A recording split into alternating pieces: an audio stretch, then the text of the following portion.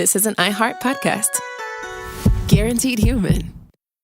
Support for the show comes from Public, the investing platform for those who take it seriously. On Public, you can build a multi-asset portfolio of stocks, bonds, options, crypto, and now generated assets, which allow you to turn any idea into an investable index with AI. It all starts with your prompt. From renewable energy companies with high free cash flow to semiconductor suppliers growing revenue over 20% year over year, you can literally type any prompt and put the AI to work. It screens thousands of stocks, builds a one-of-a-kind index, and lets you backtest it against the S&P 500. Then you can invest in a few clicks. Generated assets are like ETFs with infinite possibilities, completely customizable and based on your thesis, not someone else's. Go to public.com/podcast and earn an uncapped 1% bonus when you transfer your portfolio. That's public.com/podcast. Paid for by Public Investing. Brokerage services by Open to the Public Investing Inc. Member FINRA and SIPC. Advisory services by Public Advisors LLC, SEC registered advisor. Generated assets is an interactive analysis tool. Output is for informational purposes only and is not an investment recommendation or advice. Complete disclosures available at public.com/disclosures.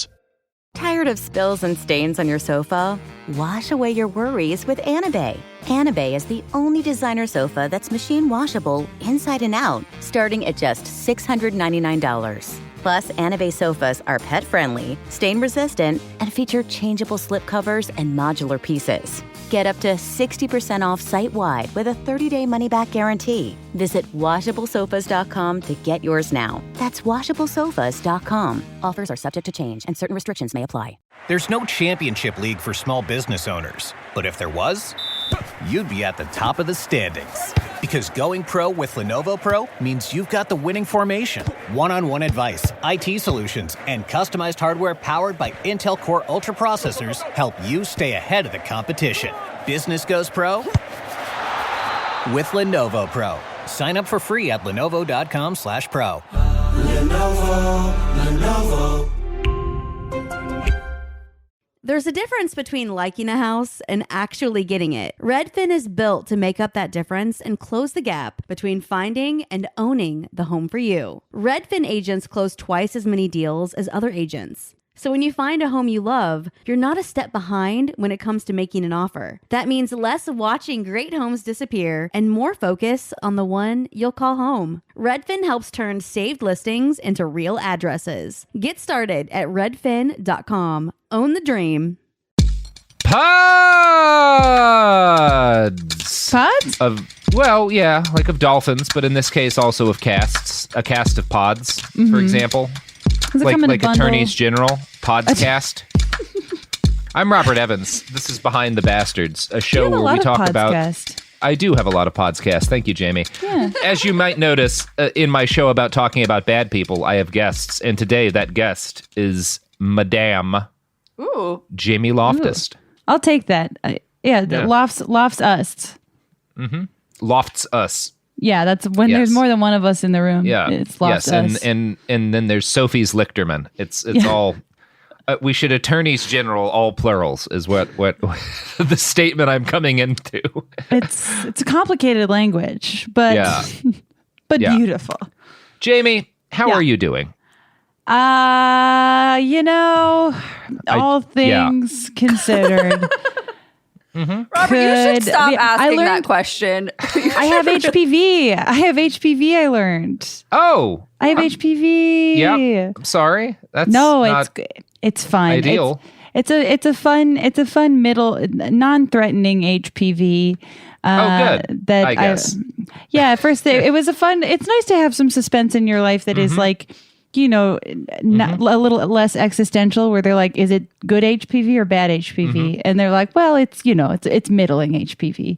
Well, I'm going to ask our listeners, I'm going to ask all of our listeners when this episode drops to tag us on Twitter and tell us if you have HPV as well. Do you have HPV? If so, just fill our Twitter mentions. Individual threads. Don't comment on the episode.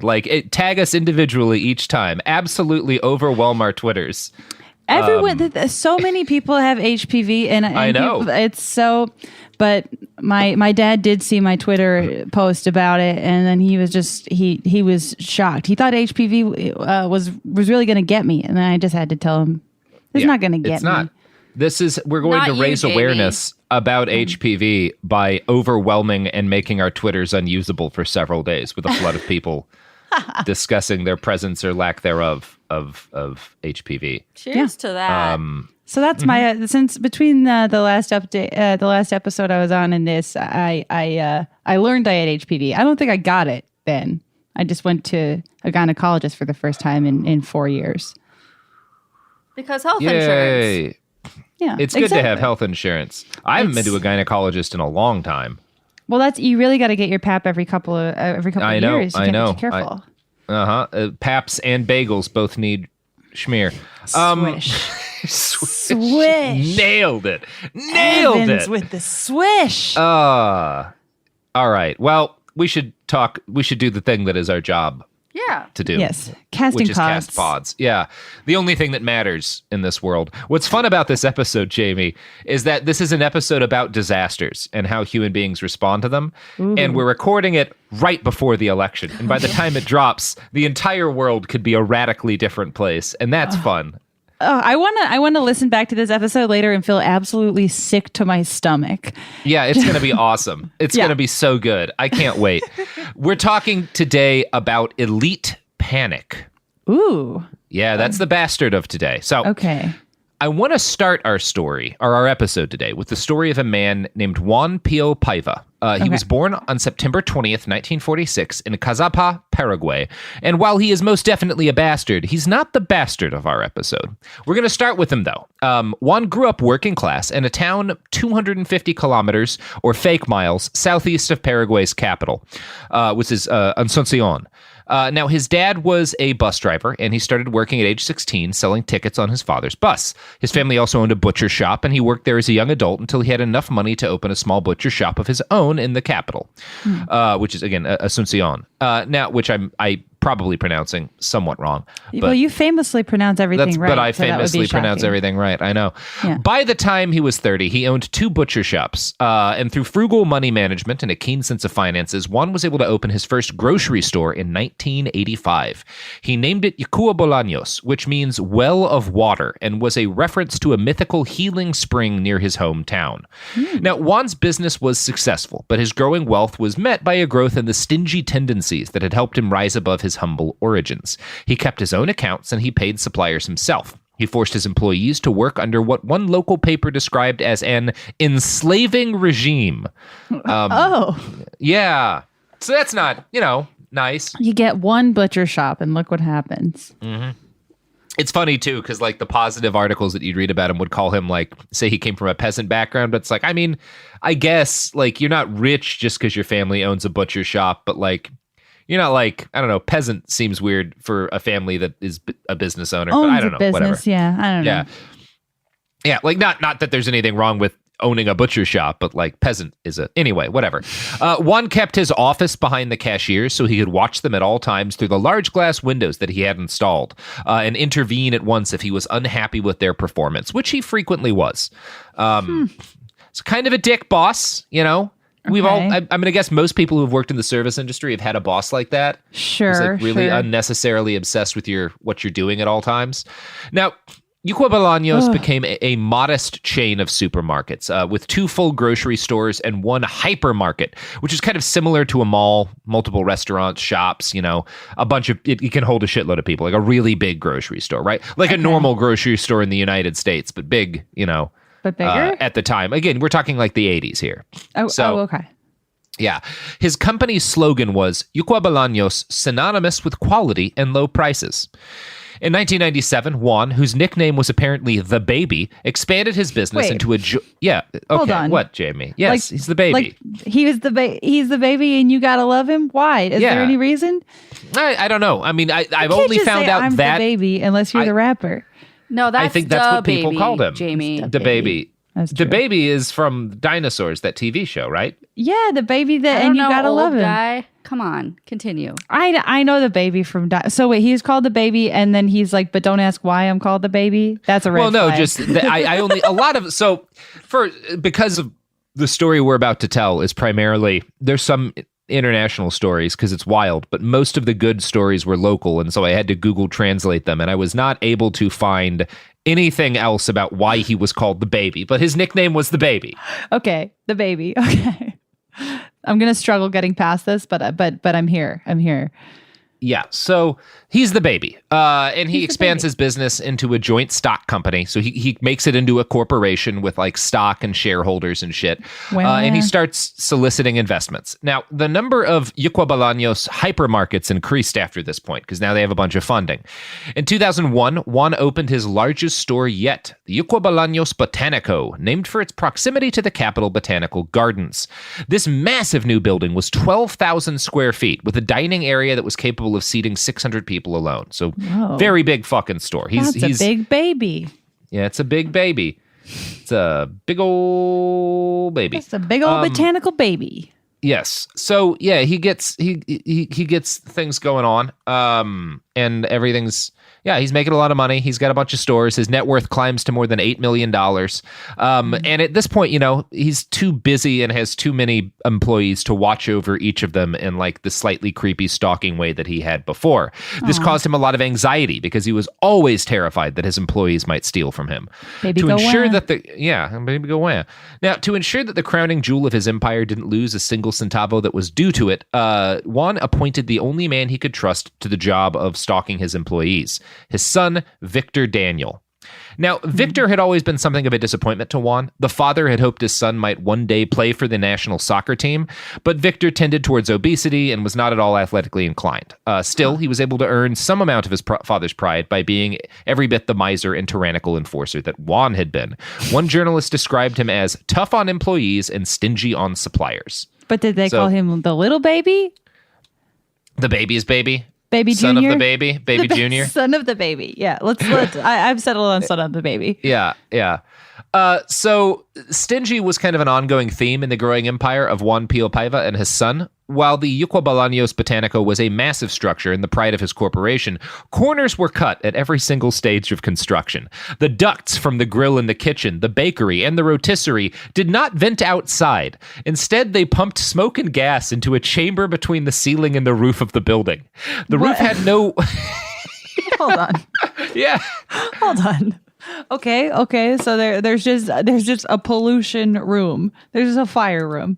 Yeah, there's a room to cause a fire. Oh, okay. Yes. Okay. There is a poison room. They like our recording studio in our beloved place that we can't record it anymore because of the plague. There's a poison room in the Yucua Bolaños Botanico. Oh, I miss the poison room. I miss it too.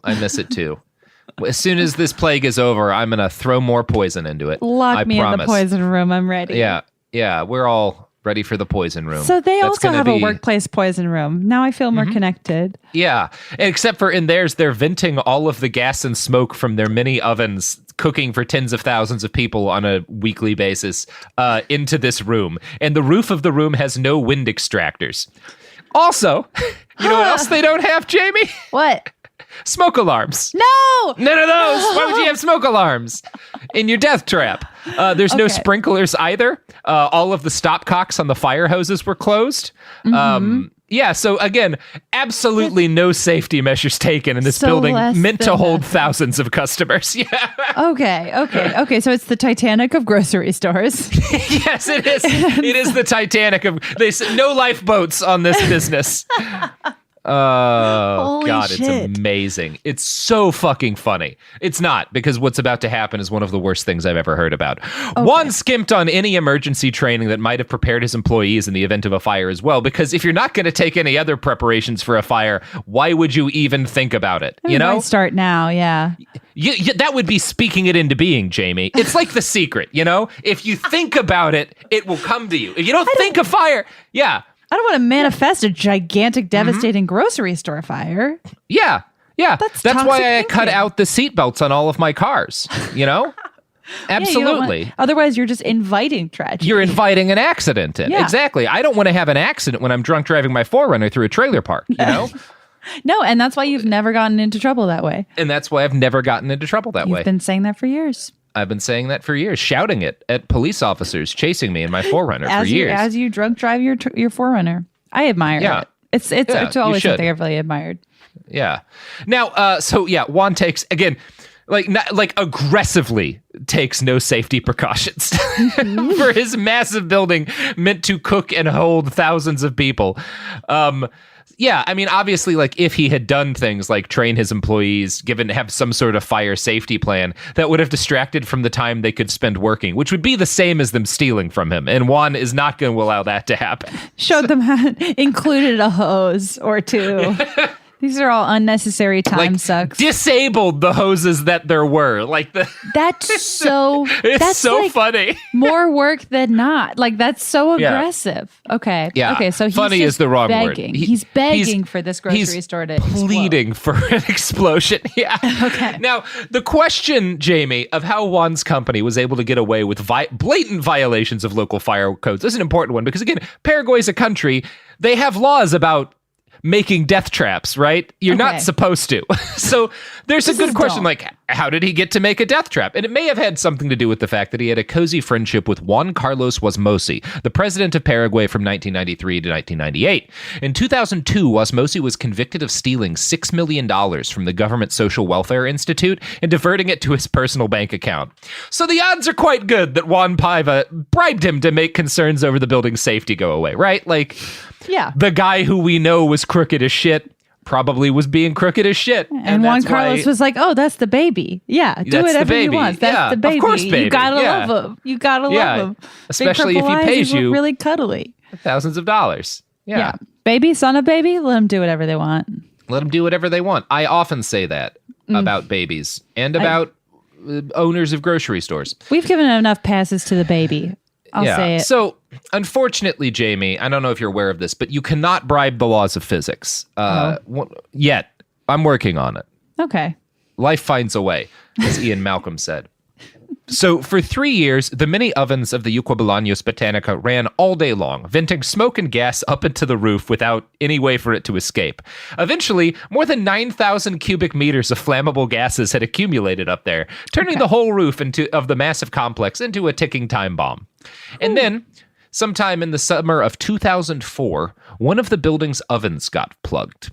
And timely action was not taken to unplug it, to fix the jam. And unbeknownst to Victor, a fire burned behind the obstruction in the ovens. They weren't cleaning the ovens. There's a blockage, and there's embers burning behind the blockage. So they don't realize that there's embers burning behind it. And yeah, obviously, so this fire catches on all of the grease, and the grease starts to burn behind the obstruction in this oven, and it sends embers no one sees it? Into the sieve. Yeah, no one sees it. They think the oven is just blocked and dead, but behind the obstruction, there are embers burning that catch onto the grease, and embers start to float up into the ceiling, which is, again, an enormous bomb.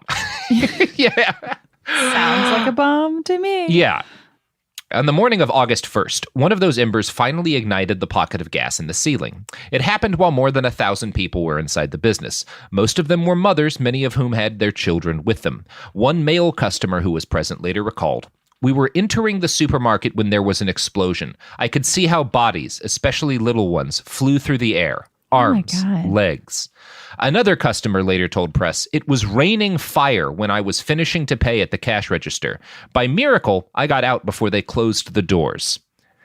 A little bit of a foreshadowing of what's about. Doors? Yeah, that's what we're about to talk about. Why did they close the doors? Yeah. Oh, yeah. Great question, Jamie. Thank you. On that horrible August morning, Victor Daniel Paiva, who's again Juan's son and the guy whose job it is to make sure nobody steals from the baby, Juan's son Victor had arrived late for work because he had been buying his father tickets for an upcoming soccer match. This very likely saved his life because of where his office was located and where the explosion happened. But if it did save his life, his survival damned many more people.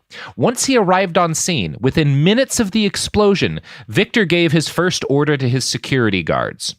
Don't let them out without paying. Oh my God. Yeah. What? Yeah. Yeah. Holy shit. I know, right? And the security guards didn't say, fuck that. Oh, nope. Jesus no, it's kind of we could talk about Germans here, but I think everybody knows, the thing that people do when they're given orders. Yeah, by the son of the baby. Yeah. So my God. Victor was concerned that the hundreds of customers attempting to escape the Equibolaños Botanica death trap would flee out of the exits. Flaming bills before leaving the flaming building. Yeah. He was worried they were going to leave with arms full of groceries and consumer goods. Victor knew this would enrage his father. Jesus Christ. So the idea to Victor that his dad might get angry at him for letting customers get out with free goods of his exploding supermarket was more important to him than the thoughts of the lives of the 1,000 people still inside. So he ordered his guards to close and bar all 10 exits to the store. Jesus Christ. Okay.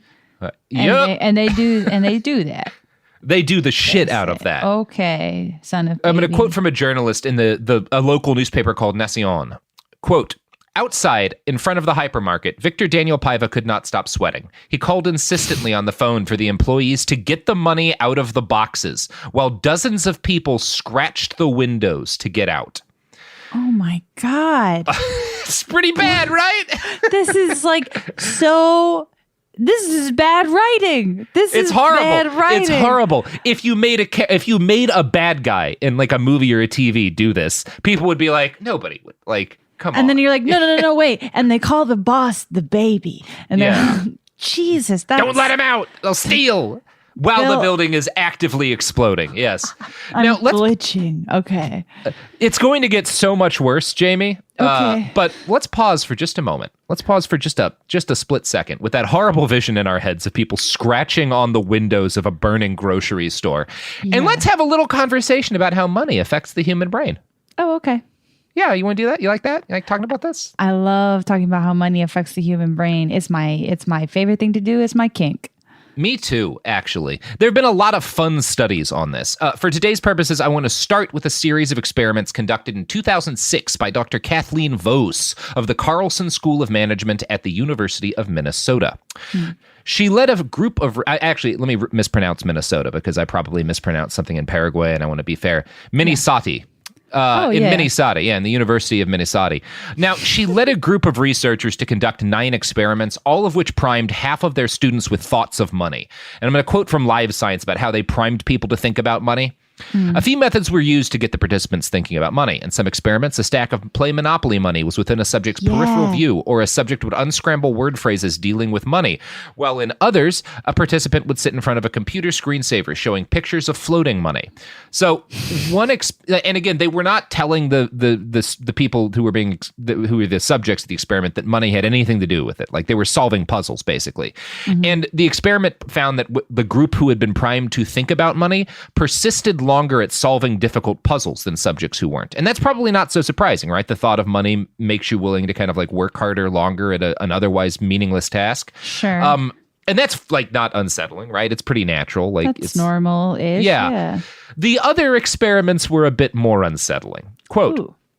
In one test, a participant sat in a lab filling out a questionnaire when a supposed student walked into the room and said, "Can you come over here and help me?" She explained that she was an undergraduate student and needed help coding data sheets, each of which would take 5 minutes. Some of the participants didn't help at all, Voss said. The control group volunteered an average of 42.5 minutes of their time, whereas the money group gave about 25 minutes. That's interesting.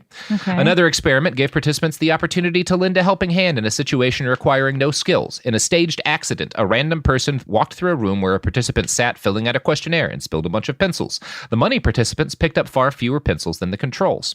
To understand how money affects interpersonal relationships, the scientists told each participant they would have a conversation to acquaint themselves with another participant. While the experimenter went to retrieve the other subject, the participant was to set up 2 chairs for the engagement. The subjects in the money group put more physical distance between themselves and new acquaintances compared with control subjects. Again, interesting stuff. Now, the write-up I found made a point of noting that the experimental results showed no difference as a result of socioeconomic status or gender of the participants. It seemed like just pretty robust. The only real difference was who had been primed to think about money, which is, again, interesting. Now, this is just one study, obviously. So let's talk about some other studies, because a lot of people have looked into this shit. All Monopoly-based studies are very funny and terrifying, because people just turn into cartoon villains when given a stack of Monopoly money.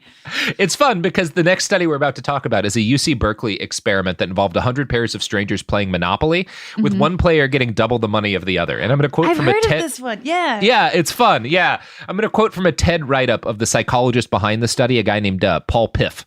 Quote, The rich players moved their pieces more loudly, banging them around the board, and displayed a type of enthusiastic gestures that you see from a football player who's just scored a touchdown. They even ate more pretzels from a bowl setting off to the side than the players who'd been assigned to the poor condition, and started to become ruder to their opponents. Moreover, the rich players' understanding of the situation was completely warped. After a game, they talked about how they'd earned their success, even though the game was blatantly rigged and their win should have been seen as inevitable. And that's a really, really incredible insight into how the mind makes sense of advantage, Piff says. Yeah, it rocks. Right? Did you see Did you see the videos of it? The videos of it are very, very funny. It's just a bunch of like scrawny college freshmen being like, well, I did good. So that's why and then just like crunch. It's brutal, but awesome. Very funny. I love that shit. Yeah. Another study in California, which is the sensible place to go if you want to study rich people being assholes, looked into, I find this one really interesting. It looked into how likely drivers of expensive cars were to stop at crosswalks for pedestrians, which they're legally required to do in California. Sure. And they found that, again, I find this very fascinating.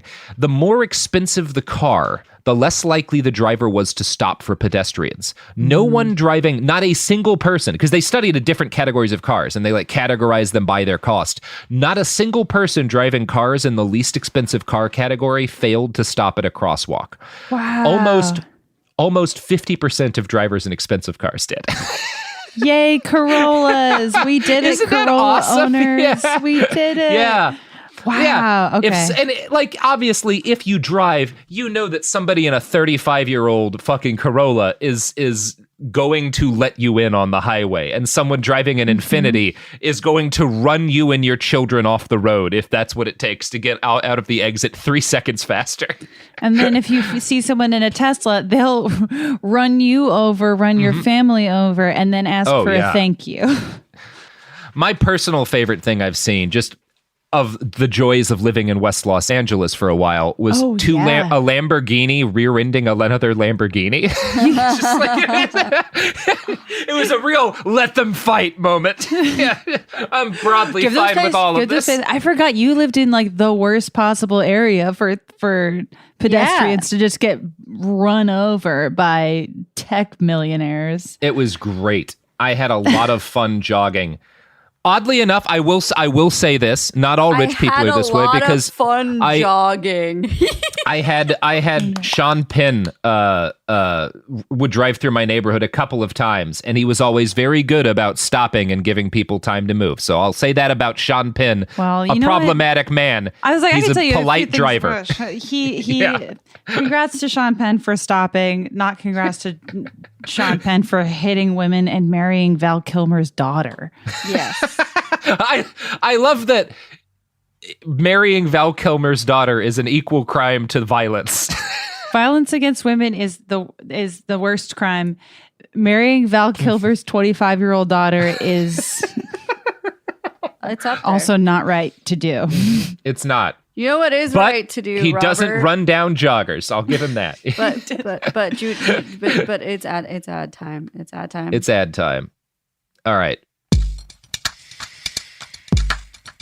Support for the show comes from Public, the investing platform for those who take it seriously. On Public, you can build a multi-asset portfolio of stocks, bonds, options, crypto, and now generated assets, which allow you to turn any idea into an investable index with AI. It all starts with your prompt. From renewable energy companies with high free cash flow to semiconductor suppliers growing revenue over 20% year over year, you can literally type any prompt and put the AI to work. It screens thousands of stocks, builds a one-of-a-kind index, and lets you backtest it against the S&P 500. Then you can invest in a few clicks. Generated assets are like ETFs with infinite possibilities, completely customizable and based on your thesis, not someone else's. Go to public.com/podcast and earn an uncapped 1% bonus when you transfer your portfolio. That's public.com/podcast. Paid for by Public Investing. Brokerage services by Open to the Public Investing Inc. Member FINRA and SIPC. Advisory services by Public Advisors LLC, SEC registered advisor. Generated assets is an interactive analysis tool. Output is for informational purposes only and is not an investment recommendation or advice. Complete disclosures available at public.com/disclosures.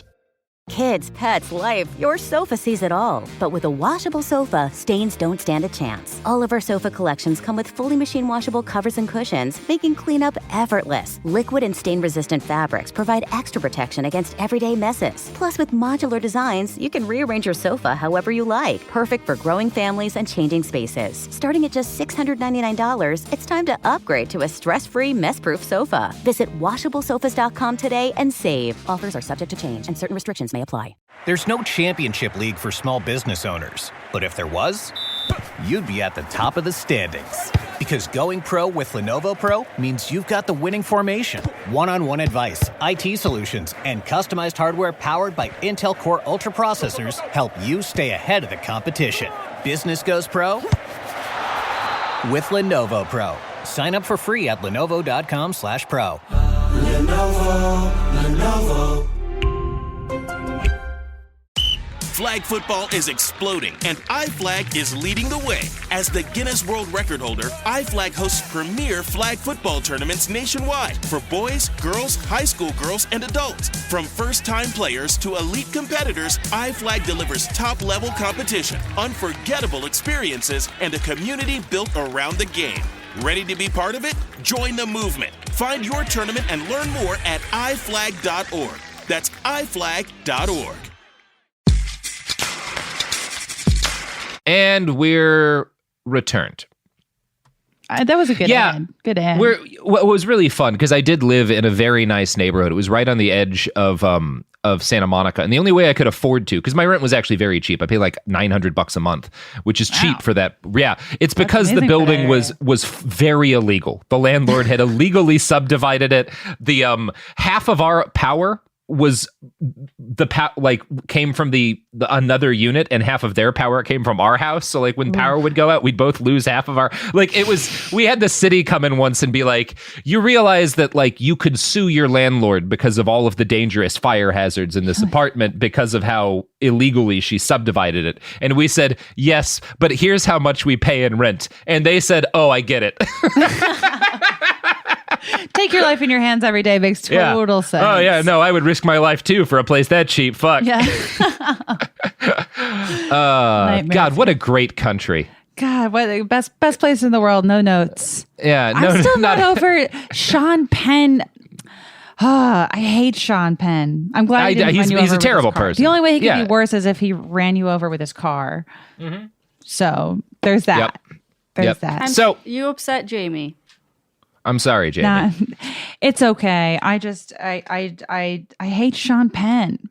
That's all. And speaking of, you know what Sean Penn is? What? A rich person. Let's keep talking about how bad that is for you. All right. So, again, another study, because again, reading one of these studies, there's things to criticize, about all of them, as there are with all studies. Sure. But you keep reading all of the many studies that have been done on this, and they all make a very, very consistent point. Right. A 2010 study from UCSF asked 300 participants mixed between upper and lower income individuals to analyze facial expressions of people in photos and emotions of people in mock interviews. Poor people were consistently better at reading the emotions of others. But this is neat. If upper-class participants were told to imagine themselves in the position of poorer people, it boosted their ability to read other people's emotions. Oh. Yeah. Huh. Okay. Interesting, right? That's fascinating to me. Just encouraging you to really hold a rich person's hand to get them to empathy. Yeah. Now, imagine other people were capable of feelings. I know this is going to be hard for you. It's just a creative experiment. Yeah. God, it's not real. It's not real. The poor don't feel, but imagine they did. But imagine they oh, God. Okay. So there's a lot more research of this type out there if you're interested in finding it. To conclude this portion of the episode, I'd like to read one last quote from Dr. Piff, summarizing a significant body of research into how wealth affects behavior. That's kind of this guy's deal. Okay. Quote, as a person's levels of wealth increase, their feelings of compassion and empathy go down, and their feelings of entitlement, of deservingness, and their ideology of self-interest increases. Neat, huh? Neat. Yeah. Now, let's return to the Equibalaño Botanica, the supermarket actively in flames with its doors boarded. And locked. While Victor and his guards kept the doors barred and rescued the precious cash from the registers. Again, he's actively getting the cash out while he's preventing human beings from exiting. That is absurd. I mean, but you have to imagine they're seizing the cash from the hands of customers and employees who are on fire. People are literally describing being forced to pay for their groceries while fire rains from the ceiling. Yes, it's fucking wild. Yeah. So, this goes on for a while, and eventually the ground floor of the supermarket collapses into an underground car park where dozens and dozens of people were trying to flee in their vehicles. And of course, those people all burned to death. The food court, it was completely engulfed in flames. A lot of people were just incinerated. Cyanide gas given off by toxic paint used on the building's roof, because they used poisonous paint that they weren't supposed to be using on the building's roof, began to suffocate panicked shoppers. The ones who were closest to the doors and windows started breaking them with whatever they could find. People outside the supermarket realized what was happening and sprang into action, gathering sticks and poles to try to batter down the locked main entrance. Oh, good. Okay. Yeah. Human beings who aren't pieces of shit do attempt to come to the rescue of their fellow human beings. Sure. As always happens. We'll keep talking about that. Liliana Hernandez, who lived next door to the market, told reporters, "We couldn't get inside and people couldn't get out. When the firefighters arrived, they too were stymied by the locked doors of the Equibalaños, and eventually they had to go into Liliana's home and batter holes through the walls of her home in order to get into the supermarket. By the time they finally breached the building, there was little for them to drag out but corpses." I'm going to quote now from a write-up in The Guardian. Okay. "Some victims were found hugging each other, one of them a woman with a small child in her arms," a firefighter told local radio. A disco opposite to the supermarket was being used as a makeshift morgue. Overnight, Army troops unloaded truckloads of wooden coffins. Early today, tearful relatives were filing in to identify bodies. "There are no words for this," said Orlando Correa, weeping after identifying the corpse of his 6-month-old nephew. He then searched for his sister among the lines of charred bodies. "This is a moment of great anguish," said the Paraguayan president, Nicanor Duarte, who declared 3 days of national mourning. Officials said it was the worst tragedy in Paraguay since a failed military insurrection in 1947 had left around 8,000 people dead. Francisco Barrios, who had been shopping at the store but managed to escape, told of a confusing scene minutes after the fire started, with people rushing for the doors. "There were sparks as if fireworks were going off," he said. "The store quickly caught fire and filled with smoke, triggering total confusion. I lost my wife and kids as I rushed to get out. Now I'm trying to find them." Oh, my God. By the time the fires were finally extinguished and the last charred corpse was identified, at least 424 people had died. That's about half of the folks who were in there. Yeah. 424 people. More than 300 were injured. 3/4 of the people in Equibalaños Botanica at the time of the fire failed to make it out of the death trap of a market unharmed. 3/4 of the people in there. Now, obviously, a nightmare of this scale demands some sort of vengeance. And eyes immediately turned to Juan and Victor Paiva. Both father and son, of course, denied that they had ordered the doors locked and barred. Victor immediately blamed the store operations manager, Vicente Ruiz, for giving the order. Since Ruiz had died in the fire, he was a pretty good scapegoat. No! I was like, please don't say he blamed a person who burned up when it was his fault. Holy shit. Yeah, it's I don't know. I don't even know what to say it is. It's horrible. It's not good. I can't even wrap my head around that. That's and just a store so obscenely large to have no oversight is so absurd. It's pretty good, Jamie. I say that, but I was fucking in tears reading some of these stories. So many little kids burnt to death in the arms of their mothers trying to shield them from the flames. Dozens of them. This is like a war crime level tragedy, but it was a supermarket fire. It couldn't be a more unsuspecting group of people, and you have to imagine all ordinary. I can't even wrap my head around that. That's So and then they blamed someone that they had killed. Yeah. Oh, it's like okay. It's honestly, I think to most people, it is an incomprehensible level of evil. Like, and in fairness, to most people who own supermarkets, it's you have insurance. Why are you? It's like, it's one thing if you're like, fucking Big Oil did something like that, but it's a supermarket. I mean, I guess Jeff Bezos owns a supermarket, but I don't think of supermarket owners as supervillains. You are watching dying people pound on the windows of your store as you rescue their cash. Like, it's amazing. I just the also just like the level of brain dead. Like, how does he think he's going to get away with that? He's like, well, at least I'll have escape money. At least I'll have the escape money. It's supervillain, like cartoon supervillain. Like, not honestly, not because a cartoon supervillain wouldn't do this. No, they would disappear. Captain Planet villains had more nuance. It's amazing. So obviously they get charged with gross negligence and a bunch of other crimes alongside 4 security guards. From jail, Juan issued a proposition to rebuild his supermarket and make the families of the victims into shareholders. He also offered to give them jobs, which some might call a mixed offer at best. Oh. He really is like the world's dumbest person. Oh god, the rich people are horrible, but the children of rich people are worse because they don't even have a skill. That's so I can't wrap my head around this story. This is so fucked up. It's pretty fun. So Paraguayans were not enticed by the proposition of a store to profit the families of the dead people. No kidding. That's a very hardcore libertarian answer for like, well, what if we just make a store that they can profit from that we build over the ashes of where their loved ones died in my supermarket fire? Could be a fun second act. Really amazing. Really wouldn't. Yeah, it's the kind of thing you do if other people aren't people to you, you know? Right, yeah. right. Yes. Obviously the people of Paraguay of Asunción were not enticed by this proposition. They filled the streets of the capital with graffiti decrying the Paivas as murderers. In December of 2006, Juan Victor and 1 security guard were convicted of manslaughter, receiving maximum sentences of 5 years. Several company shareholders had been tried for negligence, and they were all acquitted.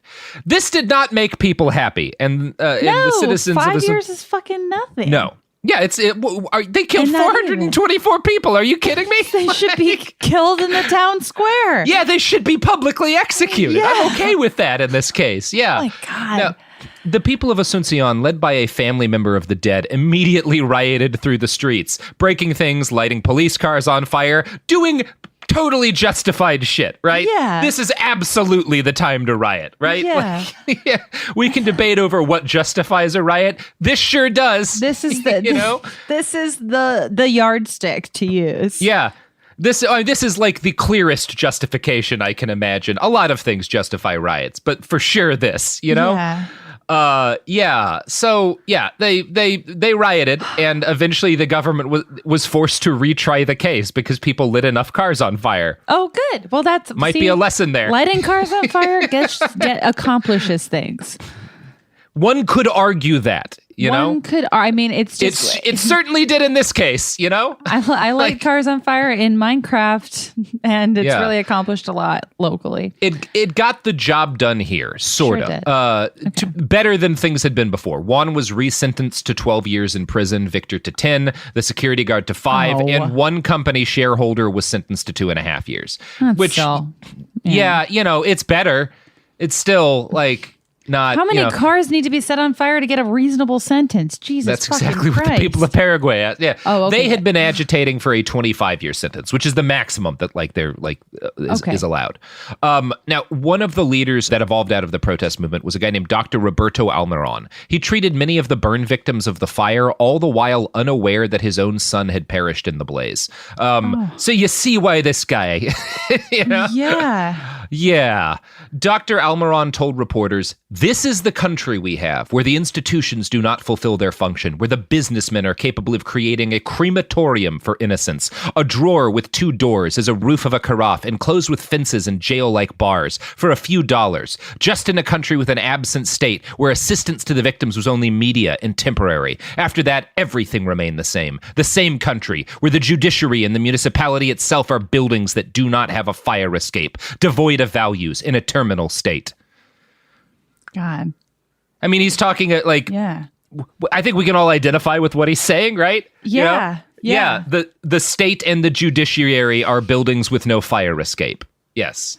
I was like, what an unfortunate metaphor, but I see what he's saying. Yeah. The lyrics of a rap song broadcast on Paraguayan television after the verdict were more succinct. "Let no one leave without paying." And so it was. They paid with their lives. Yeah.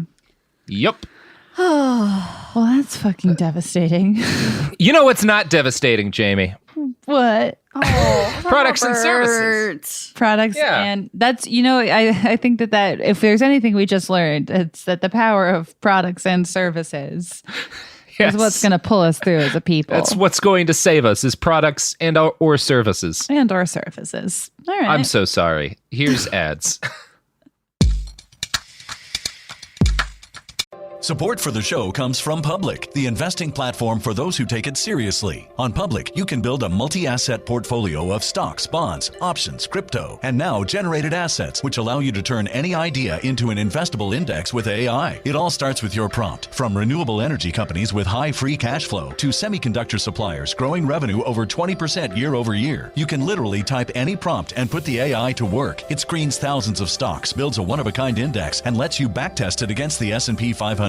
Then you can invest in a few clicks. Generated assets are like ETFs with infinite possibilities, completely customizable and based on your thesis, not someone else's. Go to public.com/podcast and earn an uncapped 1% bonus when you transfer your portfolio. That's public.com/podcast. Paid for by Public Investing. Brokerage services by Open to the Public Investing Inc. Member FINRA and SIPC. Advisory services by Public Advisors LLC, SEC registered advisor. Generated assets is an interactive analysis tool. Output is for informational purposes only and is not an investment recommendation or advice. Complete disclosures available at public.com/disclosures. Life gets messy. Spills, stains, pet accidents, and kid chaos. But with Anabay, cleaning up is easy. Our sofas are fully machine washable, inside and out, so you never have to stress about messes again. Made with liquid and stain-resistant fabrics, that means fewer stains and more peace of mind. Designed for real life, our sofas feature changeable fabric covers, allowing you to refresh your style anytime. Need flexibility? Our modular design lets you rearrange your sofa effortlessly. Perfect for cozy apartments or spacious homes. Plus, they're earth-friendly and built to last. That's why over 200,000 happy customers have made the switch. Upgrade your space today. Sofas start at just $699. Visit washablesofas.com now and bring home a sofa made for life. That's washablesofas.com. Offers are subject to change and certain restrictions may apply. Pro drivers live for race day, but for small business owners, every day is race day. That's why going pro with Lenovo Pro matters. One-on-one advice, IT solutions, and customized hardware powered by Intel Core Ultra processors keep your business on the right track. Business goes pro with Lenovo Pro. Sign up for free at lenovo.com/pro. Lenovo. Flag football is exploding, and iFlag is leading the way. As the Guinness World Record holder, iFlag hosts premier flag football tournaments nationwide for boys, girls, high school girls, and adults. From first-time players to elite competitors, iFlag delivers top-level competition, unforgettable experiences, and a community built around the game. Ready to be part of it? Join the movement. Find your tournament and learn more at iflag.org. That's iflag.org. We're back. We're back. We're talking about how funny it is that Attorney General, the plural of it is Attorneys General. And we were talking about Sun's glass. It's very silly to me. I know it's correct grammar, but it's silly. If I clone Sunny, it's Sun's glasses. Wait, is it Sun's glass? Sun's Attorneys glass, yeah. General Sun's glass. Mother's fuck. They should really change that. Yeah, it's funny. You know, it's not funny, Jamie.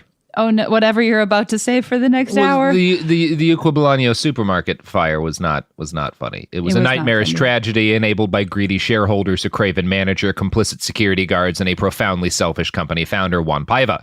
I meant what I said earlier. Juan is not the primary bastard of today's story. Our bastard is instead a phenomenon, a concept, the deadly serious thing that he represents in his actions. Mm-hmm. It's a phenomenon sociologists call elite panic.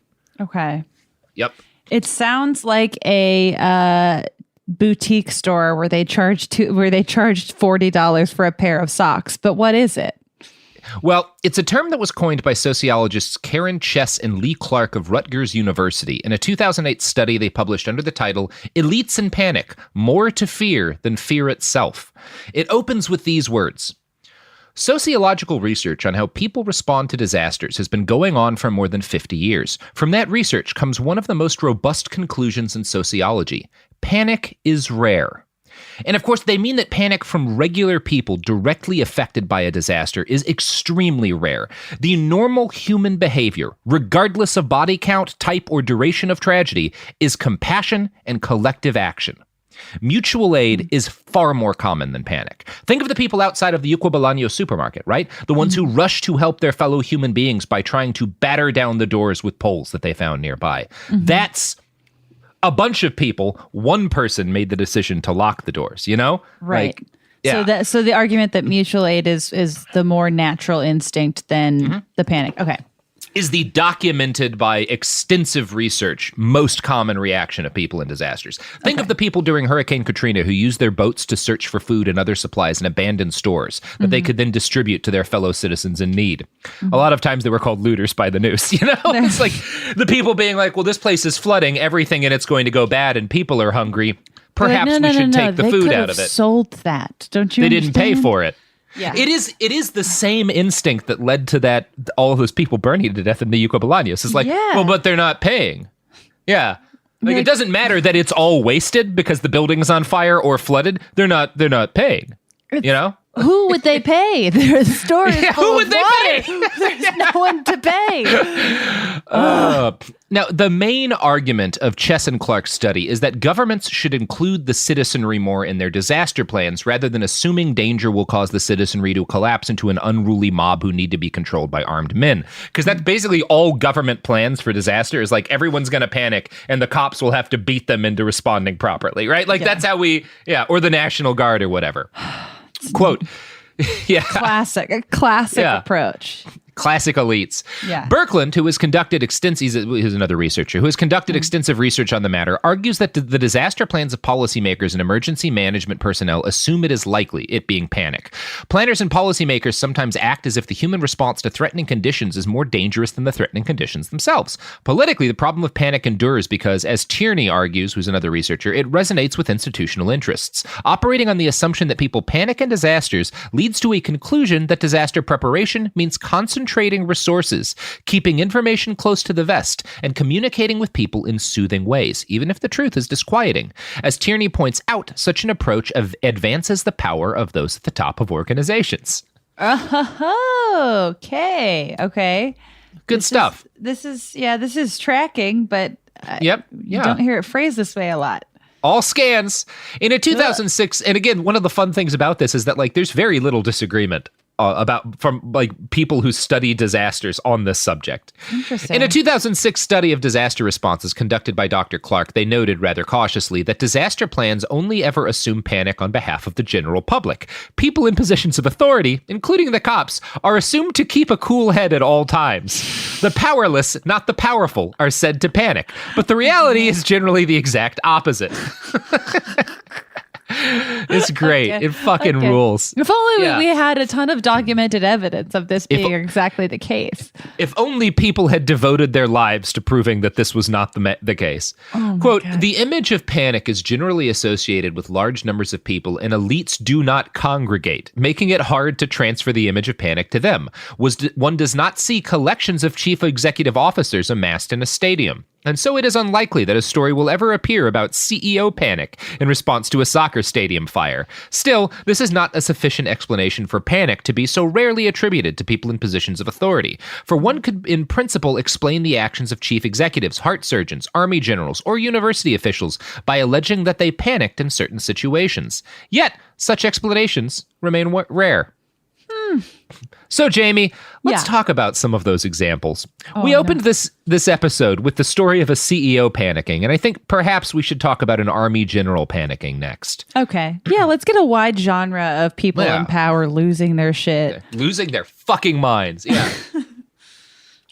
At 5:12 a.m., on April 18th, 1906, the city of San Francisco suffered a massive earthquake. For a full minute, the ground shook, tossing tall buildings to the ground like discarded Legos, cracking the streets, breaking gas lines, crumpling streetcars. It also sent chimneys crumbling to the ground. And when one mixes falling chimneys with punctured gas lines, it's perhaps not surprising that the next thing to strike San Francisco was a titanic fire. By the time it was done, 28,000 structures had been incinerated, and nearly 5 square miles of the city was just gone. More than 3,000 people died. And obviously, like, this is 1906. We're never going to know the fucking death toll. Yeah. Half the city was left homeless. People couldn't even count to 5,000 back then. No. They hadn't invented numbers larger than 3,000. That's why it was 3,000. Right. They're like, well, we've topped out. I guess everyone's dead. We had our scientists were trying to count to see how high numbers went, but they kept dying of old age at 3,000. So that was the ceiling of numbers at this point. Old-timey people. Old-timey people. That said, this is very sad. It's a horrible disaster. Yeah. Yes. Thankfully, they're further away from us in time, so it's easier to... So you're like, but their clothes were so silly. Mm-hmm. Yeah. Again, distance creates sociopathy, which is why the rich and powerful act the way they do, and why we're going to tell jokes about a fire that killed 3,000 people in San Francisco. So we're distant from it. Yeah. Human beings are the problem, yes. Yeah. Power is the problem. Hierarchy is the problem. Distance is the problem. But anyway, so half of the city's left homeless, which is exactly the sort of situation you'd expect to generate a tremendous amount of panic. There are walls of fire eating the city. People's homes are gone. They've just had an earthquake. Yeah, you would expect panic, right? Like that. Instead, the very opposite occurred. In her masterpiece, A Paradise Built in Hell, Rebecca Solnit tells the story of Miss Anna Amelia Holhauser, a middle-aged woman whose home wound up in the path of the fire. So she loses her house and she travels calmly with thousands of other people to Golden Gate Park, where they are able to hide from the fire, basically. And she pretty much immediately decides to establish a mutual aid kitchen. Quote, Holhauser started a tiny soup kitchen with 1 tin can to drink from and 1 pie plate to eat from.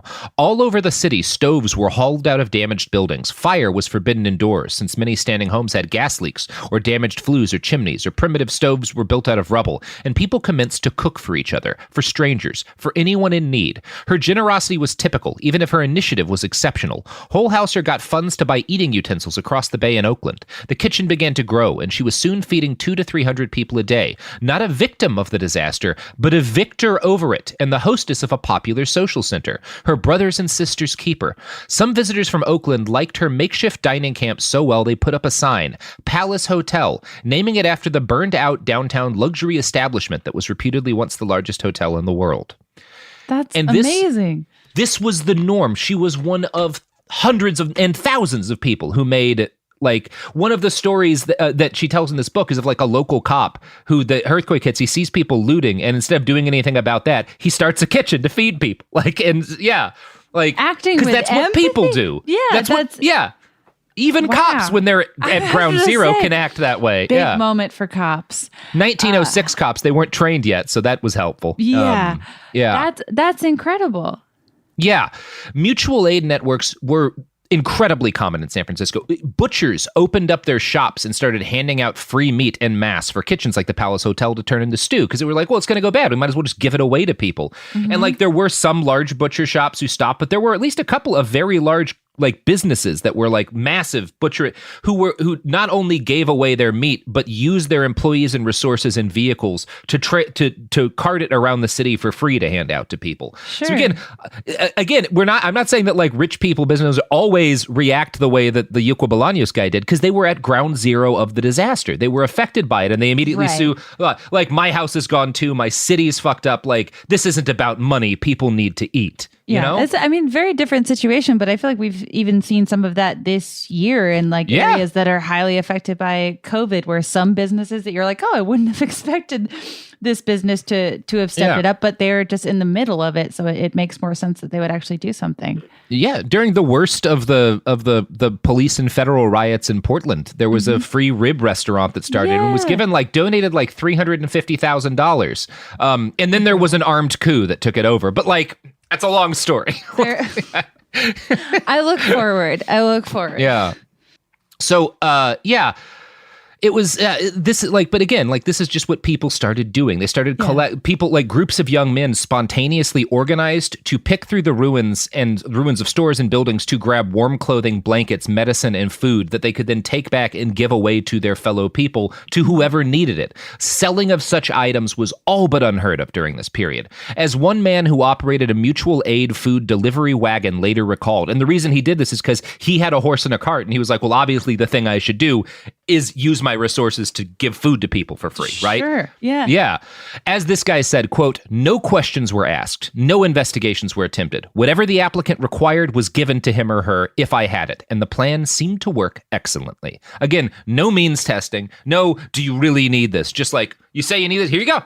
Yeah. Here you go. Like, here you fucking go. This is what I have. If I have it, it's yours. Mm-hmm. Despite the horrors of the quake and the fire, many San Franciscans who survived described the city in this period as something of a utopia, with people coming together to take care of each other in a way that everyone seemed to find more fulfilling than their daily lives had been. The writer Mary Austin noted that the people of her city became houseless, but not homeless. For it comes to this with the bulk of San Franciscans, that they discovered the place and the spirit to be home, rather than the walls and the furnishings. No matter how the insurance totals foot up, what landmarks, what treasures of art are vanished, San Francisco, our San Francisco, is all there yet, fast as the tall banners of smoke rose up and the flames reddened them, rose up with it something impalpable, like an exhalation. That's really beautiful. I feel bad. I feel bad that I made fun of them 10 minutes ago. It's beautiful. The tech industry wasn't there yet, so people were better. I was going to say, before Zuckerberg got there, it sounds like a beautiful place. There was a community spirit at one point. Yeah.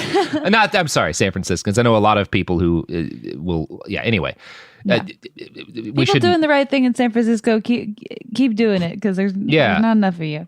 Yeah, or there's too many of the other ones. Yeah. So hundreds of plumbers worked free for a full week to stop broken pipes so that there wouldn't be water flooding everywhere. One automobile dealership lent all of its cars out as ambulances for the sick and wounded. Was just like, here, take all of our fucking cars as ambulances. You do whatever with them. Like we trust that you will use them as they need to be used. Clearly, people need vehicles right now. Right. The manager of the dealership later gave a quote to a reporter that was essentially an early summary of the concept of elite panic. I find this fascinating. Quote, all the big hotels, such as the St. Francis, the Palace, and others, were filled with Eastern and other tourists who seemed to have lost their heads entirely. Indeed, the only really scared people that I can remember having seen through the first 3 days of the fire were people of this class. In many cases, these would come to the garage, offering to pay any price for the use of an automobile that would take them out of the city. However, we absolutely refused to accept money from any such applicant, and as long as we saw that the petitioner was able to walk, we refused to furnish a machine. Hell yeah. Fuck yeah. Yeah. But it's already the rich people trying to prioritize their needs over people who are over ambulances. Yes. Yeah. Yeah. Mm-hmm. Fucking great. Jeez. The people of San Francisco, by and large, did not panic. Mm-hmm. But Brigadier General Frederick Funston, the commanding officer of the Presidio military base, was a different story.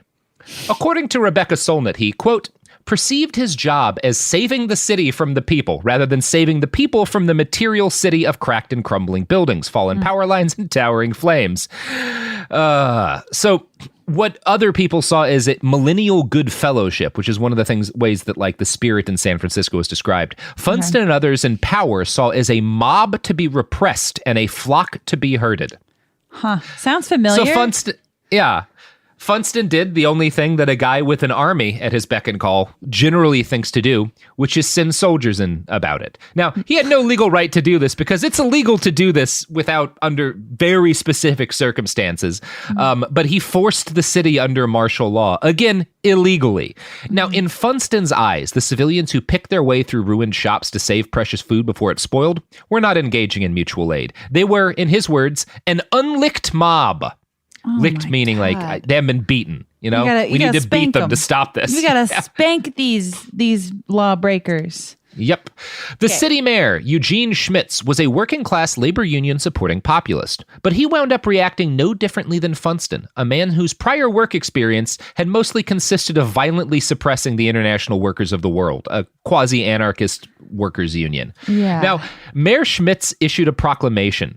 The federal troops, the members of the regular police force, and all special police officers have been authorized by me to kill any and all persons found engaged in looting or in the commission of any other crime. No, wait. Yeah. People are feeding each other, and he's like, shoot them. Again, this is the populist working class labor union supporting mayor. This is... Because it's just what happens when you're in power, because power's bad. That is a more extreme example than I was expecting. That's pretty great, right? Just do a fucking heel turn on just everything you stand for. Shoot them all. Actually, I've had a change of heart. Kill them. Like, when the looting starts, the shooting starts. Because as we all know, property is the same as human life. Yeah. Once you're in charge of a lot of property, that is just how you start to think. Wow. Yeah. That's a bad one. Isn't that great? Yeah. Well, obviously, being, again, people following orders, the federal troops did as they were told. As Solnit writes, quote, in treating the citizens as enemies, the occupying armies drove residents and volunteers away from scenes where fire could be prevented. In many parts of the city, only those who eluded the authorities by diplomacy, stealth, or countering invocation of authority were able to fight the blaze. Those who did saved many homes and work sites. There are no reliable figures on mortality in the earthquake, but the best estimates are that about 3,000 died, mostly from the earthquake itself. One historian suspects that as many as 500 citizens were killed by the occupying forces. Another estimates 50 to 75. Again, we'll never know because when they would shoot people, they would throw their corpses into burning buildings. Oh. Again, this is the U.S. Army. Okay. Good stuff. Holy shit. Okay. Yep. So that 3,000. So that 3,000 number, Yeah. Yeah. Jesus Christ. Again, who knows how many people they actually shot to death? Sure. Now, the soldiers didn't only kill people. In many cases, they made the fire worse. So, you have these fires raging through the city. And one of the things you do in that situation is you would demolish a bunch of buildings in order to create a fire break, right? It's the same thing. If you've got like a fire in the woods, you might like burn down, you might do a controlled burn to destroy like a strip of trees in order to like create a break that the fire is uncontrolled can't spread through. It's a pretty normal strategy. It's a fine strategy and would be demolishing buildings to stop a fire. Not a bad thing to do when you have a situation like this. Mm-hmm. However, when you are doing this in a massive urban fire, dynamite is the preferred, or at least at that point was the preferred thing to use because dynamite is less likely to start fires outside of the blast area just because of the way that dynamite works. Okay. Instead, the soldiers used barrels of gunpowder. No! And again, you're just like, this is the army. This is supposed to be they're supposed to know this. But they're again, supposed to know that. And you probably have dynamite because you're the army. Like, where was all the dynamite at? Yeah. Spoken for? Obviously, the army's failures like massively spread fires and destroyed thousands of buildings that might have otherwise been saved. I really do recommend reading. And there's other shit that they did too. Like one of the things that's most fucked up, but maybe least obvious, is that they started establishing soup kitchens to feed people. And in some cases, like, pushing other ones out of operation.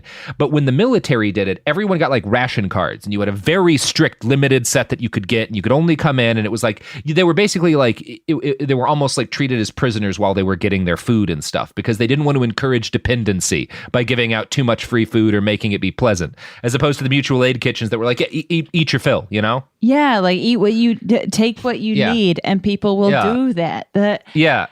I didn't know that about this book, and I'm a Soulknit head. She's great. I have no idea about this book. This is one of my very favorite books. I really do recommend reading A Paradise Built in Hell. She goes into tremendous and fascinating, and it's, again, for fairness, like the Army did other stuff that was like they organized like medical, like ambulances and shit. Like there were good things that soldiers did and that like individual local leaders did, but there were a lot of bad things, and in my head it kind of outweighs the good.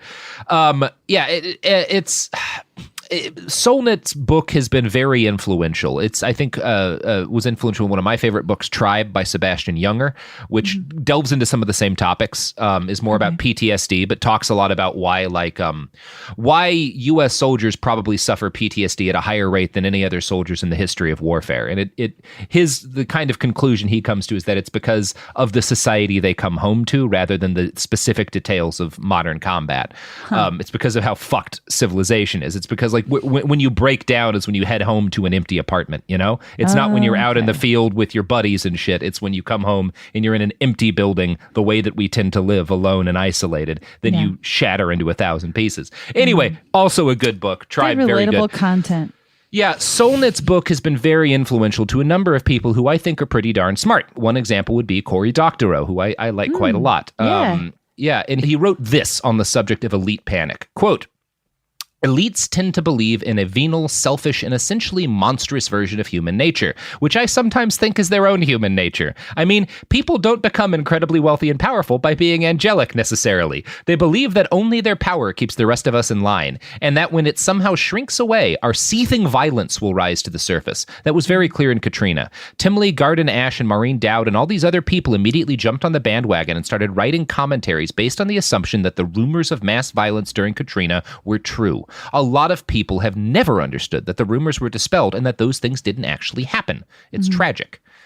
Now, I found another write-up in Commentary Magazine that continues Doctorow's line of thought with more concrete examples, both from Katrina and from our present disaster. Okay. Quote, "Elite panic frequently brings out another unsavory quirk on the part of some authorities, a tendency to believe the worst about their own citizens. In the midst of the Hurricane Katrina crisis in 2005, New Orleans Mayor Ray Nagin found time to go on Oprah Winfrey's show and lament hooligans killing people, raping people in the Superdome.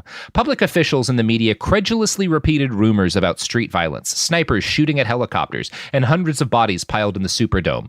These all turned out to be wild exaggerations or falsehoods, arguably tinged by racism. But the stories had an impact. Away from the media's cameras, a massive rescue effort made up of freelance volunteers, Coast Guard helicopters, and other first responders was underway across the city. But city officials, fearing attacks on rescuers, frequently delayed these operations. They ordered that precious space in boats and helicopters be reserved for armed escorts." Jesus Christ. If that doesn't sum up America, failing to rescue people because you needed more room for guns is like, yup! We famously love guns more than we love our own citizens. That's such a strange thing to even hear repeated back, because it's like, I mean, in certain circles, it's like known that is not something that happened. But I clearly remember when I was a kid, when that was happening, that being just fully the only coverage you would really see. It was like that. First off, there was a horrific tragedy, and second off, that the citizens were being blamed for things. Like that was so. There was more of that, and you didn't really hear the other side at all. Nope. Yeah. No, why would you? Again, it's the same thing that is Twitter's purpose, which is so that you can tell a lie and then correct it with the truth, but nobody reads that second tweet. But no one reads. It's there. Yeah. It's all there. It's there, but we don't read it. No. I'm going to continue that quote from Commentary Magazine as it moves into the present day. Too often, the need to avoid panic serves as a retroactive justification for all manner of official missteps. In late March, as the coronavirus pandemic was climbing towards its crest in New York City, Mayor Bill de Blasio appeared on CNN's State of the Union to defend his record. Host Jake Tapper pressed the mayor on his many statements as recently as 2 weeks earlier, urging New Yorkers to go about their lives. Tapper asked whether those statements were at least in part to blame for how the virus is spread across the city. De Blasio didn't give an inch. Everybody was working with the information we had, he explained, and trying, of course, to avoid panic. How advising people to avoid bars and Broadway shows would have been tantamount to panic was left unexplained. And again, yeah, it's the same thing, right?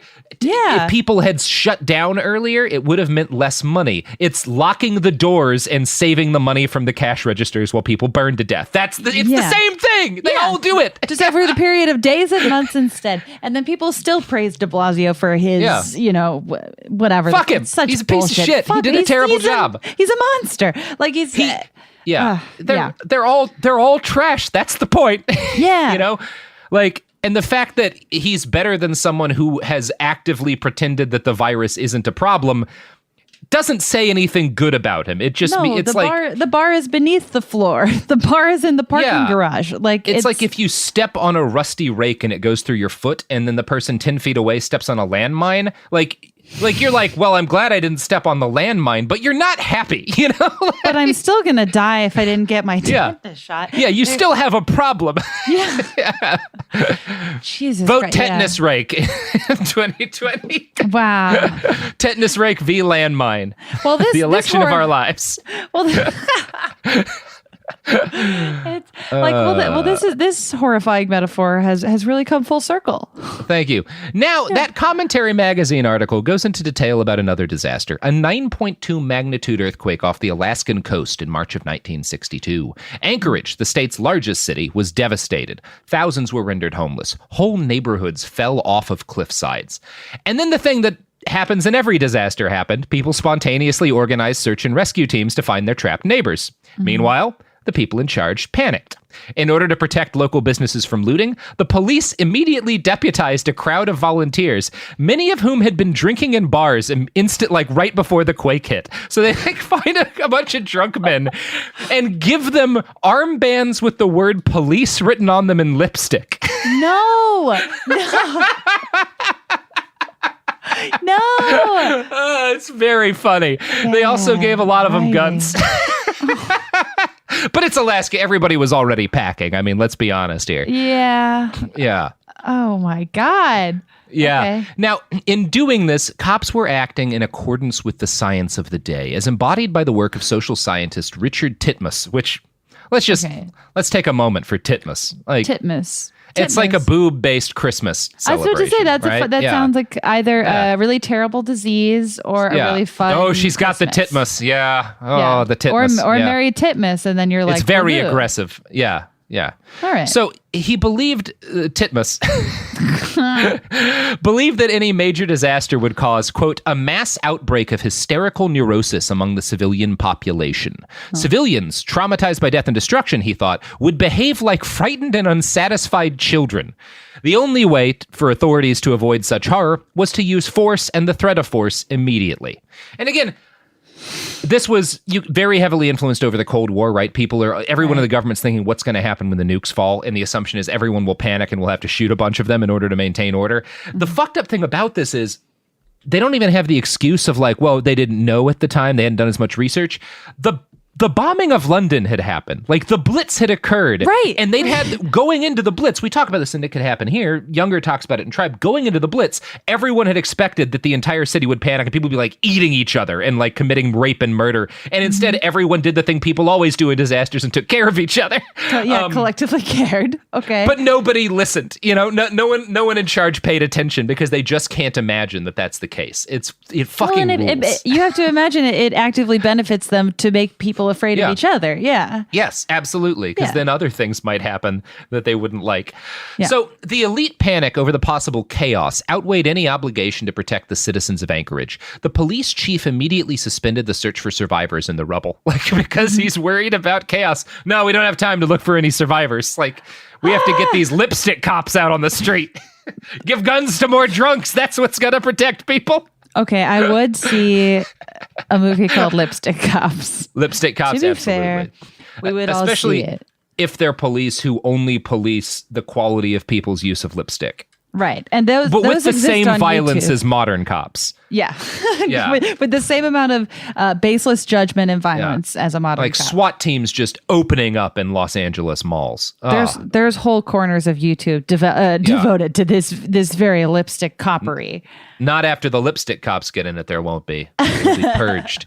So, yeah. So again, everyone in charge, a lot of them at least, panic. The people, of course, do not. And since the police chief has called off the search for survivors, the citizens of Anchorage spontaneously organize groups of citizens and pull every single survivor from the ruins. And in fact, they had done it by the time the police chiefs while the police chief was like panicking about chaos, like people were actively like finishing the search for survivors. Like it's very funny. God. Quote, by the morning after the quake, more than 200 volunteers were jammed inside the Anchorage Public Safety Building, and they'd brought equipment. Earth movers and dump trucks lined the street outside. 2 volunteers took it upon themselves to organize the crowd. They wrote down names and skills, carpenters, plumbers, electricians, and started matching people to the tasks that were pouring in. Somebody hung up a sign, manpower control. In little more than 12 hours, the gangs of shouting passersby pulling victims from the wreckage had turned into a workforce. Where authorities expected panicked crowds, instead they found gung-ho volunteers, skilled workers asking only to be pointed towards jobs that needed doing. In the end, and this is the writing of a social scientist named Mualim who studied this, in the end, this diffuse wave of unofficial first responders had reclaimed almost all the city's injured and dead before nightfall on Friday morning. All over the city, ordinary people surged into action, teaming up and switching on like a kind of civic immune response, which is how Mualim describes this, which I really find interesting. I like that, yeah. Yeah. When reporters from what Alaskans call outside began reaching the city, many were openly skeptical of the low fatality numbers being reported by Davis's search crews. At first, 12 were believed to be lost, but survivors kept turning up. Eventually, the Anchorage death toll settled at an almost miraculous 5 people. Wow. So thankfully, not another supermarket fire. Right. Now, this situation fascinated a team of social scientists from Ohio State University who arrived a day and a half after the disaster. And they were studying people's disaster response under funding from the U.S. Army because the military, like it was the Cold War. Again, the defense industry had a deep and abiding interest of knowing, like, if there's a mass disaster in a city, how do people react? Right. And the military had sent them there basically being like, tell us how they panic. Like, so we can figure out ways to like violently corral the citizenry once they panic in a disaster. Oh, God. They're like, so these please guys give us some blame tactics. We're always looking for new material here. Yeah, give us like tell us who we need to shoot next time this happens. They suck, right? They suck. Go on. Yeah. Tell us how bad they sucked. Yeah. Researchers though, like again, they come expecting chaos and violence, and instead they find like people taking care of each other the way they always do. Mm-hmm. Researchers approached citizen after citizen in the work groups and asked them each variations of the same question. Who told you to do this? And the answer always boiled down to nobody.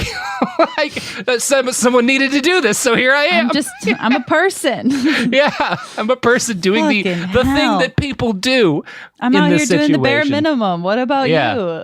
Yeah. Yeah. Why aren't you fucking helping? Put the fucking clipboard down, dude. What kind of question is that? Yeah. God. Yeah. There's people who are hurt. Like, what do you fucking mean? Who told me to do this? Yeah.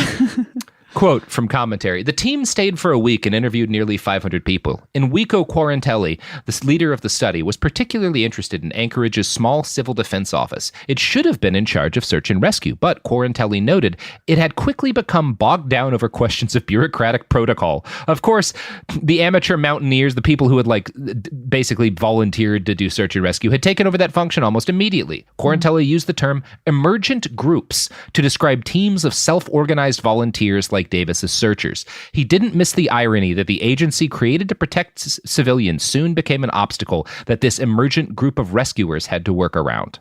God. Okay. Yeah.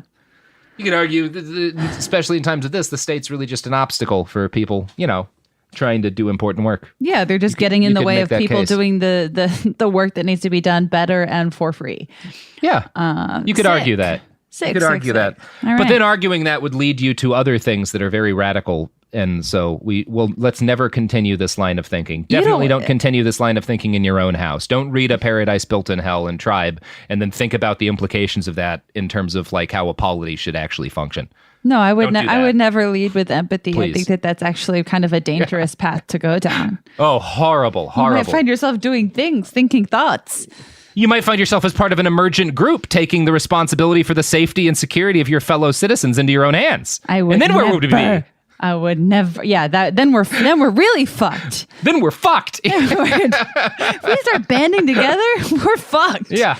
My God, if we're taking care of each other instead of letting the armed and angry young men with We've talked enough about cops. It is funny that the story that I read right before recording this episode is about how a group of the state police in Kentucky, one of their training documents about a warrior mentality came out, and in it they quote Hitler positively. Perceptions and actions are not hindered by the potential of death. It's just They also quoted Robert E. Lee. They encourage police to be ruthless killers. I don't know. I prefer emergent groups of people taking care of each other, but whatever.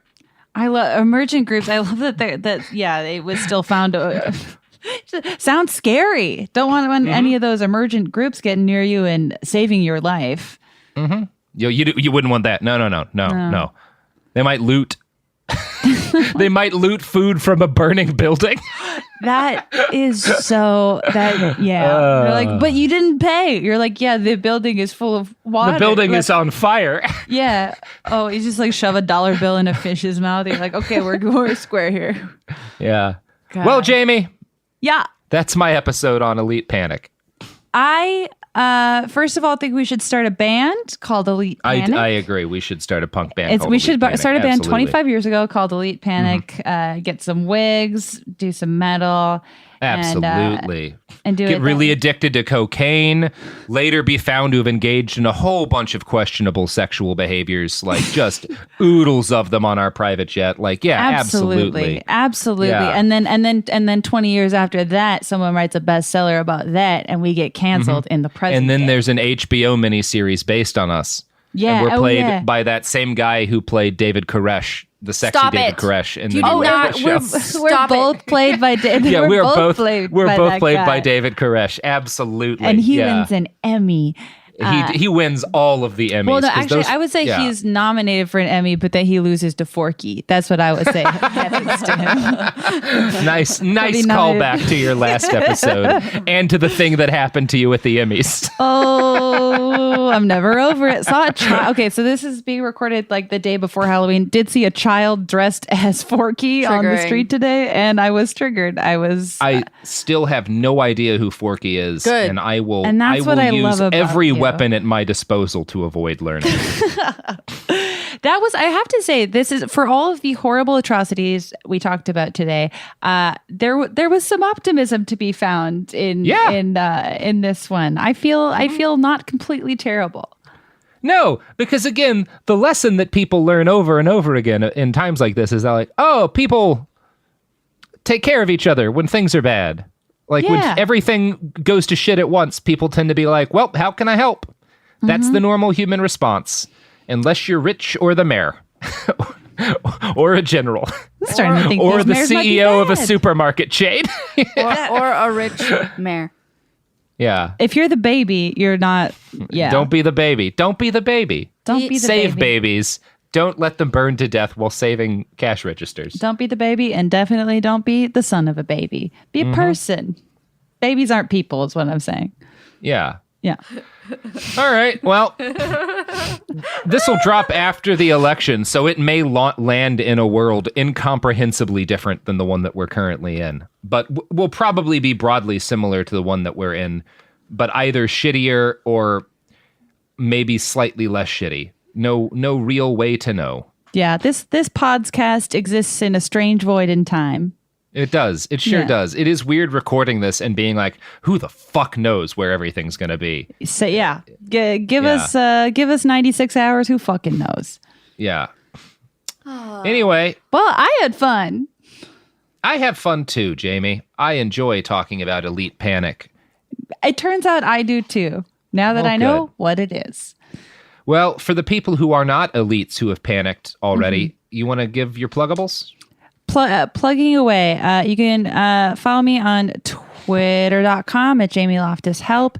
You can listen to my new show, Lolita Podcast, which examines the legacy of the book Lolita and gets really into who the character Dolores Hayes was and how she got lost in translation throughout the adaptations that this book was given over the years. And that starts on Monday, November 23rd, and episodes will release every Monday. And Robert, you're going to be playing Vladimir Nabokov, the role of a lifetime. The role of a lifetime. It's the part... I shouldn't say that. This is not a time for it's the part I was born to play. He's actually not a terrible person. So he's... and I've looked, but... Wait, wasn't he... Oh, wait, no, Lolita was supposed to be like anti... that, right? Lolita like is, the guy fucking the kid was supposed to be a bad guy, right? He was a villain. Yeah, the book. Yeah, is pretty I've never read it because it seemed gross. Anti-pedophile. Yeah. Okay, that's good. But everyone's interpretation, like the greater culture's interpretation, was the exact opposite. Is it kind of like Starship Troopers, where it's like they made a movie to make fun of how bad fascism is and how close to fascism America was, but instead everyone was like, look at those cool guns. I want to be those guys. It's literally that. Yeah. It's just like the smartest people in the world being like, so I think here's how fucked you are. Yeah. So it's interesting and fucked up, and it's been, ruining my day every day for a while. So you should listen to it. Never make anything with a message because people will misinterpret it and molest children. That's the message of today. And now there's going to be a whole podcast about it. Yay. Yeah. All right. Well, the episode's fucking over. Bye, Go guys. Do whatever feels reasonable in the incomprehensible world you live in now. Bye.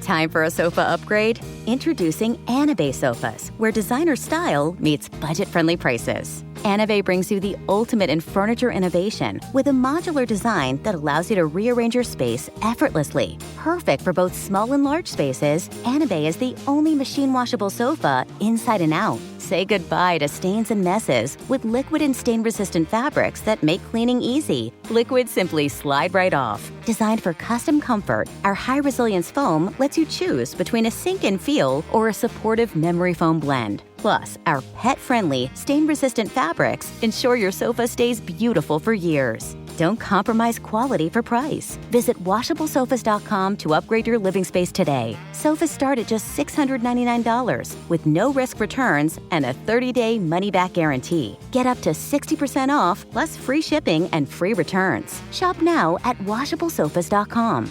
Offers are subject to change and certain restrictions may apply. There's no championship league for small business owners, but if there was, you'd be at the top of the standings. Because going pro with Lenovo Pro means you've got the winning formation. One-on-one advice, IT solutions, and customized hardware powered by Intel Core Ultra processors help you stay ahead of the competition. Business goes pro with Lenovo Pro. Sign up for free at lenovo.com/pro. Lenovo. Flag football is exploding, and iFlag is leading the way. As the Guinness World Record holder, iFlag hosts premier flag football tournaments nationwide for boys, girls, high school girls, and adults. From first-time players to elite competitors, iFlag delivers top-level competition, unforgettable experiences, and a community built around the game. Ready to be part of it? Join the movement. Find your tournament and learn more at iflag.org. That's iflag.org. This is Bethany Frankel from Just Be with Bethany Frankel. Let me be blunt. Most dog food is junk. It just is. And I'm not feeding junk to Biggie and Smalls. That is why they eat Just Food for Dogs. It's real, 100% human-grade food with ingredients I actually recognize, not mystery pellets pretending to be healthy. And once I switched, the difference was obvious. Better digestion, better skin, more energy, dogs who actually feel good instead of just surviving dinner. Here's the thing. You care about quality. You make an intentional choice to be healthy. So why are you gambling with your dog's health? So let's think about our furry babies. Go to justfoodfordogs.com right now and get 50% off your first box. No code, just try it. Because once you see the difference, you're not going back. This is an iHeart podcast. Guaranteed Human.